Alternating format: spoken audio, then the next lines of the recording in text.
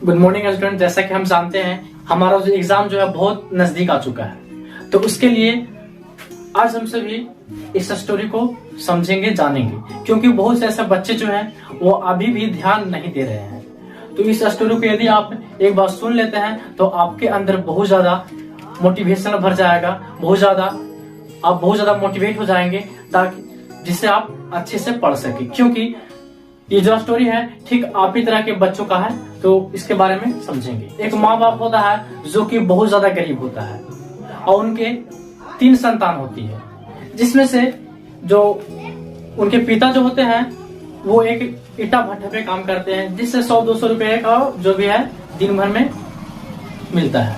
और इनकी माँ जो है दूसरे के यहाँ काम क्या करती है, यानी कि झाड़ू पोछा, बर्तन वर्तन मैसना धोना जो भी है।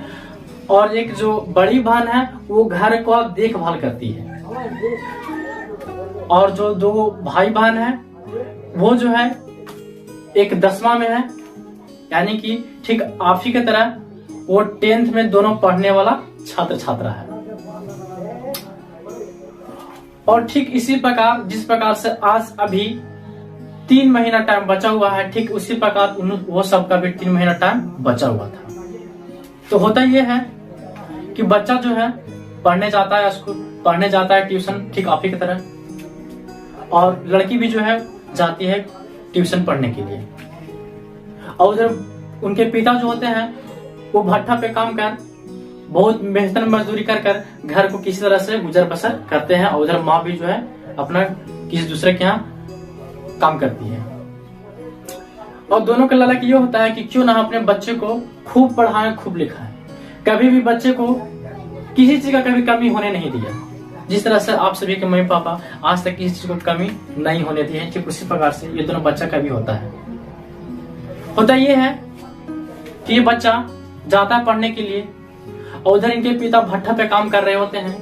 तभी कुछ लोग जो होते हैं इनके पिताजी के कहते हैं कि ए हो तो तू इतना मेहनत कर रही है, उधर जो तेरा बेटवा है उधर लड़की से बतियाता है, उधर घूमे जाता है, तब पढ़ता नहीं है, दिन भर मोबाइल चलाता है, दिन भर स्टेटस चेक करता है, फेसबुक चलाता है, व्हाट्सएप चलाता है, यूट्यूब देखता है, यानी कि तुम्हारा मेहनत जो है वो पानी में जा रहा है। ये बात को सुनकर पिता को उस समय बहुत ज्यादा तकलीफ तो होता है, मगर पिता जो है एक शब्द उसे कुछ कहता नहीं है।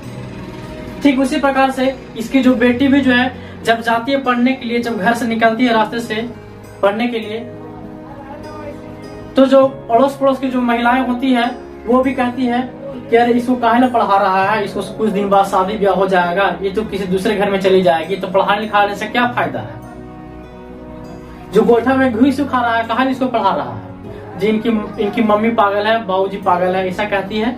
तो बेचारी जो ये बात को अनसुना करके चली जाती है पढ़ने के लिए। और जब पिताजी शाम को आते हैं भट्ठा पर से काम करके, तो कुछ पैसे जो मिलते हैं भट्ठा पे काम करने पर वो घर में अपनी रखते हैं। और फिर उधर शाम को आती है उनकी माँ। तो इनकी बेटी कहती है कि देखना माँ, जब हम जाते हैं पढ़ने के लिए तो सब जो पड़ोसी लोग जो महिलाएं हैं वो हमारे बारे में ऐसे बोलता है कि काहे इरा पढ़ा रहे हैं, एक माँ बाप पैसे इस पर बर्बाद कर रहा है, ये किसी दूसरे घर की लड़की है कि शादी हो जाए कुछ दिन चल जाएगी, जो एरा पैसा पढ़ाने में खर्चा कर रही है इसको तिलक में दे देगी तो वो चली जाएगी। तो माँ को जो उस समय भी थोड़ा सा चोट पहुंचता है, लेकिन माँ जो है ये बात को बेटी को कुछ नहीं कहती है। बेटी को कहती है बेटा तुम सिर्फ पढ़ो। बेटा और बेटी दोनों के सिर्फ यही बोलती है। तो होता यह है कि 3 महीने किस तरह से गुजर जाता है। लड़का लड़की दोनों एग्जाम भी दे देता है। आता है समय रिजल्ट का। जब रिजल्ट का समय आता है तो लड़का जो है वो मैथ में फेल और लड़की है वो इंग्लिश में फेल। जब फेल होता है तो पूरा गांव समाज में हल्ला हो जाता है। ठीक उसी प्रकार से जिस प्रकार से आपको बोर्ड पे कुछ दिख रहा होगा, यदि हम आपसे पूछेंगे सिर्फ इसे छोड़कर आपको क्या दिख रहा है? तो आपका जवाब यही होगा कि आपको ये बिंदु दिख रहा है। लेकिन रियल बात तो ये भी है कि आपको ये पूरा खाली बोर्ड नहीं दिखा, आपको ये बिंदु यह तुरंत दिख गया।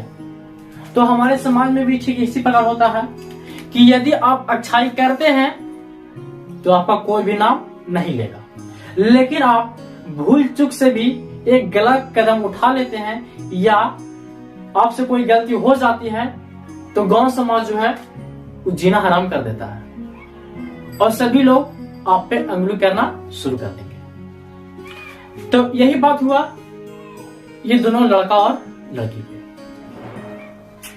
क्योंकि बताया भी कि लड़का जो है वो मैथ में फेल है और लड़की जो है वो इंग्लिश में फेल है।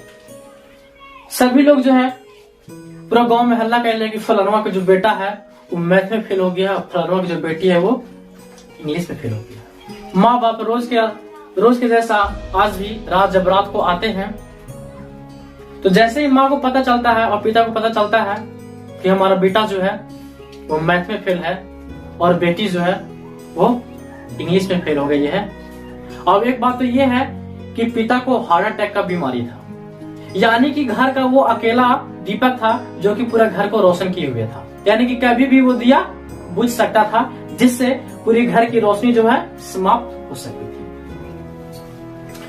जैसे ये बात माँ और बाप को पता चलता है कि हमारा बेटा और बेटी जो है वो फेल हो गया है, तो ये दोनों रात को अपने कमरे में जाते हैं और फांसी लगा लेते हैं, यानी कि फांसी के सूली पर चढ़ जाते हैं और अपना जान दे देते हैं, क्योंकि इसे समाज ने विवश कर दिया था और इधर बेटा बेटी भी कुछ ऐसा कर दिया था जिसकी वजह से फिर जब सुबह हुआ तो माँ और पिता का दाह संस्कार करने के लिए ये दोनों बच्चा जो है वो जाता है। और जब वो बच्चा दाह संस्कार करके जब घर पर आता है तो इसकी जो घर के बड़ी बहन है इन दोनों को घर से बाहर कर देती है और ये कहती है कि यदि तुम पास हो जाते तो आज हमारे माँ बाप जिंदा रहते, लेकिन सिर्फ तुम दोनों की गलती की वजह से आज हमारे माँ बाप ने ऐसा गलत कदम उठाया जो कि समाज में देखने लायक नहीं है। इसलिए हमारे माँ बाप ने अपना जीवन त्याग दिया। ये जो स्टोरी है वो किसी और की नहीं बल्कि ये स्टोरी तुम सबकी है, यानी कि जो 10th और 12th का जो स्टूडेंट तैयारी कर रहा है ये कहानी उसके लिए, यानी कि ये कोई और बच्चा नहीं था, ये वही बच्चा था जो आज तुम लोग सब 10th और 12th का स्टूडेंट है। मैं इस कहानी को उस लड़का और लड़की के बारे में कह रहा था जो आज 10वां और 12th का एग्जाम देने वाले हैं। यदि आप एग्जाम में यदि आपका कुछ इस प्रकार से रुतबा रहेगा तो हो सकता है कि आपके घर में जो रोशन करने वाला जो दिया है वो कल होकर इसी प्रकार से न बुझ जाए, क्योंकि कहा जाता है कि बाप जो होता है वो पूरी दुनिया का सबसे बड़ा आदमी होता है, क्योंकि बाप जो है कभी भी अपने बेटा या बेटी को किसी भी काम के लिए ना नहीं कहेगा, अच्छे काम के लिए। यदि आपको कुछ पैसों की जरूरत है तो वो कभी नहीं ये कहते हैं कि हम तुमको नहीं देंगे, ये कहते हैं बेटा समय लगेगा लेकिन दे देंगे। यहां तक कि वो जो है खुद का नीमक रोटी खा लेंगे लेकिन अपने बेटा और बेटी पे कभी भी 1 रुपए का आंच नहीं आने देते हैं। यहां तक कभी कभी तो ये होता है कि घर में पैसा नहीं रहने पर अपना जो किसानी जो किए हैं, जो खेत का जो धान है गेहूं है उसे बेचकर और आपका नाम लिखाते हैं। आपसे यही गुजारिश है कि आप अपने माँ बाप के परिश्रम को अपने नजर में रखते हुए पढ़े और लिखे। तो आप सभी से हमें यही कहना है कि आप भी अपने माँ बाप के संघर्ष को देखें और समझें और अच्छी तरह पढ़ाई लिखाई करें।